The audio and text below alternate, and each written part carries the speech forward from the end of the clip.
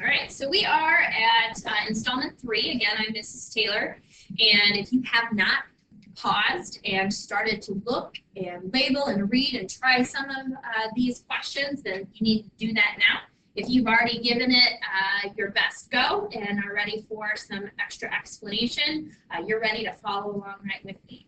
And so this video is going to focus on the relationship between the velocity and acceleration graphs. So you have heard me, if you're in my class, you've heard me say this over and over again, which is number one, the slope of the velocity graph gives you shall be shouting in your head, acceleration, right? This is a big overarching concept or relationship between the velocity and the acceleration graphs. Let's dig in a little deeper. All right, so we're labeling our x-axis of each of the graphs with time. And our top graph is going to be velocity, and that's in meters per second. And then, hey, let's everybody talk a little bit about our units on our acceleration graph. That's something that I noticed on our quiz, that that's in meters per second squared, or meters per second. And let's label our 0 velocity and our 0 acceleration on both of those graphs. All right, so now we're ready to draw on the velocity graph an object that is standing still. So that would mean we would have a 0 velocity, right? So this is an object standing still. And our next one, I'm just going to check this. We're going to check that one off. We've done that one. All right, so the next one is we're going to be moving at a constant speed away from the origin. Translate away from the origin, top half of the velocity graph. Constant speed means horizontal line. So this is away, constant speed. Okay. And so now we're going to do the last one, which is moving at a constant speed toward the origin. Translate, toward the origin, bottom half of the velocity graph. Again, constant speed. So this is toward, constant speed. All right, so we've got all 3 of those done. So now it asks us to draw the corresponding acceleration graphs for each of the motions listed in number 4. And I look at each of those 3 graphs that we have drawn, the 3 velocity graphs, and notice that they're flat. They're horizontal. That means their slopes are 0. And we know the slope of the velocity graph gives the acceleration. So that means that the acceleration for each of those graphs will be 0. And so I'm going to just put in this as all 3, right? So in each of those situations, the velocity didn't change over time. And remember, an acceleration describes how the velocity changes with time. So if the velocity is constant, that means the acceleration is going to be 0. So let's answer those last 2 questions. Acceleration of an object moving at a constant velocity is always 0 because the slope of the velocity graph is also 0.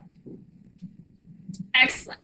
Now let's move on to something a little tougher. We're going to be looking at velocity and acceleration graphs for objects whose velocities are changing over time, which another way of describing that is to accelerate.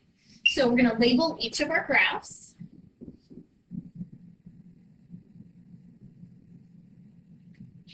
And our top one is velocity in meters per second, and our bottom one is acceleration, again in meters per second squared, right? And then we label our 0 velocities and our 0 acceleration. So this time on our velocity graph, we are going to sketch and label an object moving away from the origin, speeding up. Okay, so we've got to go back to those velocity graphs. Away, top half. Speeding up, away from 0. It looks something like this. Next graph, toward the origin, bottom half. Slowing down.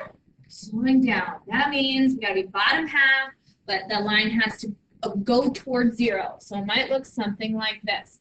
Let's take a moment and label those, right? So that does ask us to label them. All right, so this is away, speeding up. This is toward, slowing down. Ooh, we got a lot on here, right? So then it says sketch the corresponding acceleration graphs and label. Hey, I noticed that the slope of both of those graphs are positive.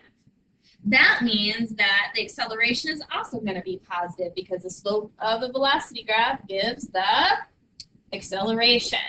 So we're going to label that away, speed up, and toward, slow down.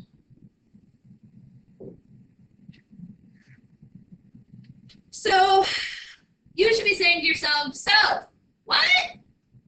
How does an object that is slowing down have a positive acceleration? What does that mean? I don't understand that. Well, it tells us we need to look at our slopes. So the question number 5 asks, what is the sign of the slope of the velocity graph? So look at your velocity graph. Both of those slopes are positive. They're tilted up, uphill, right? That tells you that the sign of the acceleration is also positive. So slope of velocity is the acceleration, right? So if we have a positive slope on our velocity graph, that indicates that our acceleration will be positive. So question 6 is, how does moving toward the origin but slowing down result in a positive acceleration? Simplest answer I can give you is it has a positive slope, right? The velocity graph has a positive slope. You can also think of it as if we're on the bottom half of a velocity graph, that means that the velocity is negative. And over time, the velocity is becoming less negative. That means that the velocity is changing positively. You can think of it, let's say you have a credit card. You have a big debt on your credit card, and you put some money on that credit card. You are less and less in debt.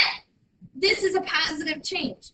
Same idea with our velocity graph. Okay. Hopefully your brain is still okay. We're going to go on to number 7. We're going to switch our colors so that we can tell the difference. So grab a different pen or pencil, maybe swap with your neighbor or something like that. All right, and I'm going to get rid of this maybe up to the top so that we can see that just a little bit better. And we are going to look at the velocity graph, and we're going to sketch it for an object moving away from the origin, slowing down. Okay, so velocity graph away, top half of the velocity graph, slowing down, closer to 0. All right, so this is away, slowing down.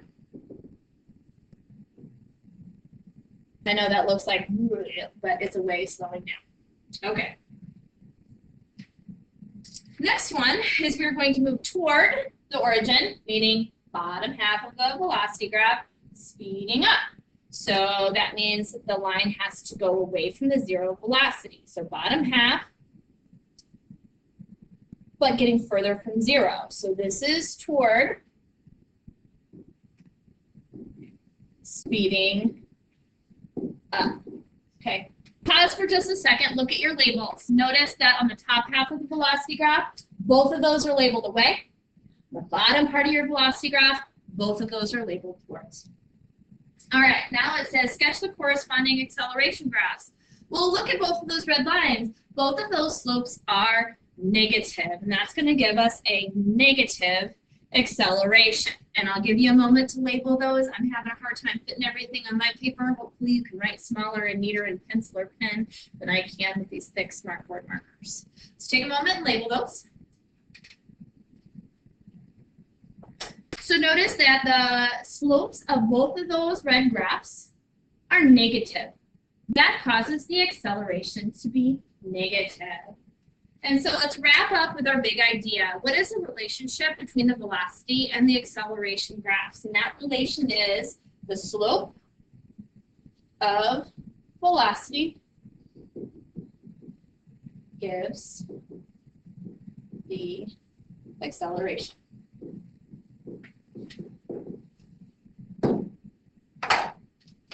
Thanks so much. I hope this was helpful. And please make sure that you ask either myself or Mr. Benbush if you have any